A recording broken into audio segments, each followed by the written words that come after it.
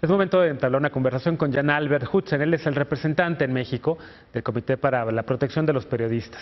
Jan es egresado de la Universidad de Utrecht, de los Países Bajos, y también es corresponsal en México para el diario holandés Trouw, así como la American Magazine de Estados Unidos.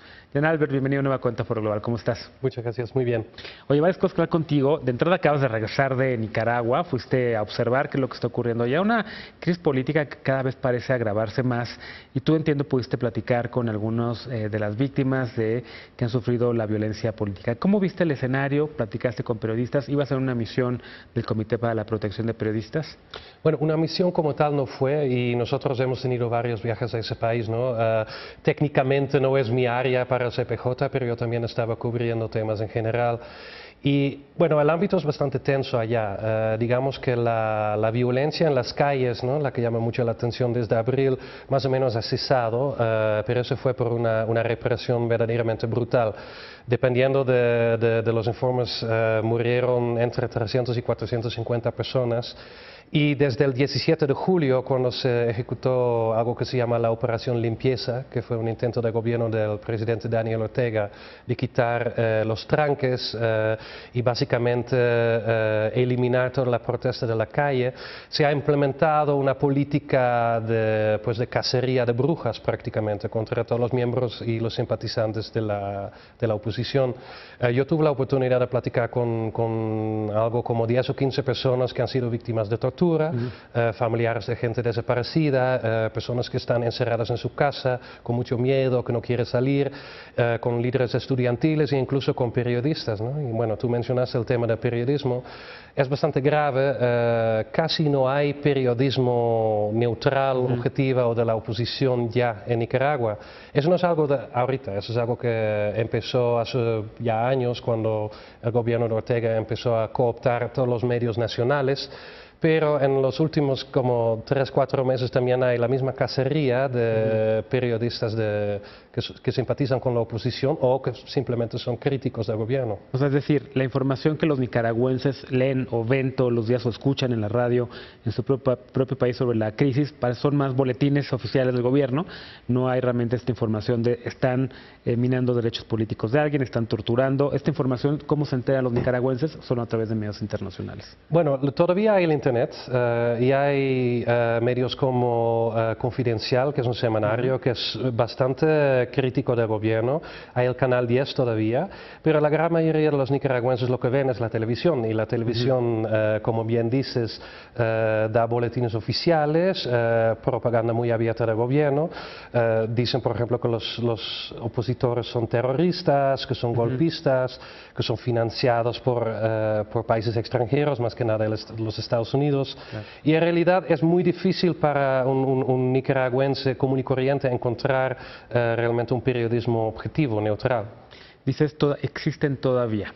¿Están temiendo que puedan cerrar estos, que sean sujetos de censura por parte del gobierno, que los saque del aire? Pues ha habido muchos reportes de periodistas que han sido críticos, o que simplemente en las calles durante las protestas grabaron un momento cuando paramilitares, porque también es un tema, ¿no?, gente civil armada, vestido civil armada, que andaban cazando líderes estudiantiles, por ejemplo. Un periodista los graba o los entrevista, y luego esos periodistas se ven obligados a esconderse o huir del país. Y en el CPJ hemos recibido muchos reportes de esos periodistas que salen. Varios canales han tenido que cerrar, por lo menos temporalmente. Hay una radio muy conocida de allá que se llama Radio Darío, de la ciudad de León, que es que existe desde hace más de 60 años. Digamos. Es una institución. Quemaron sus instalaciones, trataron de matar a su personal, y pues a los periodistas, por ejemplo, de Confidencial, cuando ellos andan en la calle y tratan de hacer su labor, pues se les dificulta, ¿no? Ya no se puede meter, por ejemplo, en protestas pro gobierno, porque luego hay mucha gente que los agrede, los ataca o que los trata de matar. ¿Qué es lo que quiere? La oposición lo que quiere es que renuncie la vicepresidenta, que es la esposa del presidente Daniel Ortega, así como el mismo presidente.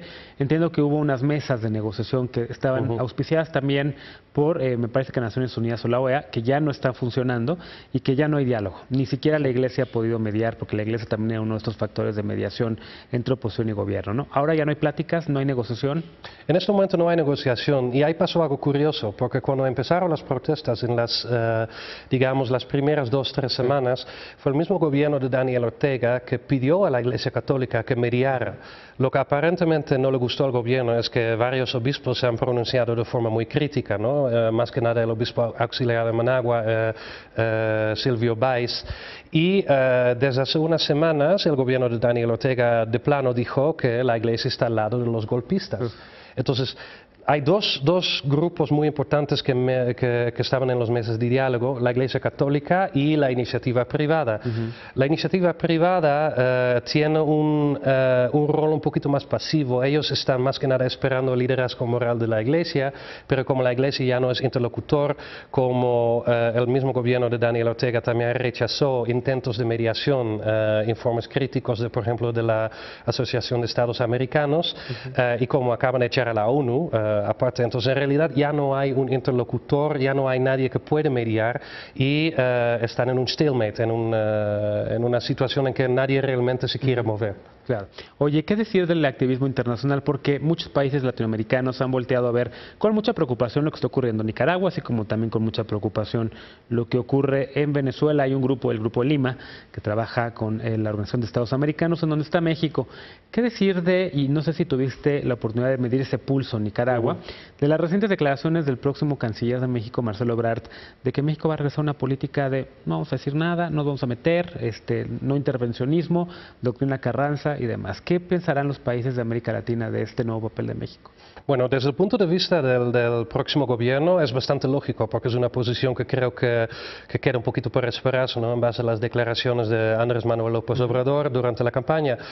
Si les preguntas a los mismos nicaragüenses, pues ellos están inconformes con esa postura, porque ellos están convencidos de que solo la comunidad internacional tenga la capacidad para otra vez llamar al diálogo y posiblemente presionar a Daniel Ortega y Rosario Murillo, la vicepresidenta, pues de cambiar de postura, de posiblemente convencerles de que no vayan a participar en las siguientes elecciones o que haya elecciones anticipadas.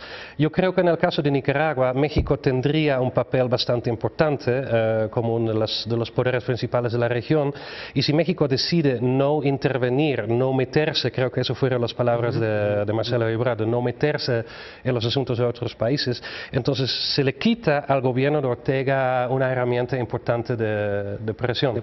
Entonces las consecuencias se podría sentir en Nicaragua. Queda un poco por verse cómo eso se va a materializar una vez que toma posesión López Obrador, pero es algo que en Nicaragua no sería muy bienvenido. Claro, lo mismo dice la oposición venezolana, que no quiere que México deje este activismo, que por cierto Michael Walzer en su nuevo libro, Una política exterior para la izquierda, pide que los gobiernos de izquierda sean solidarios con los pueblos que han sido oprimidos por dictaduras de derecha o de izquierda. Jan Albert Hudson, muchas gracias por estos minutos para Foro Global. Gracias.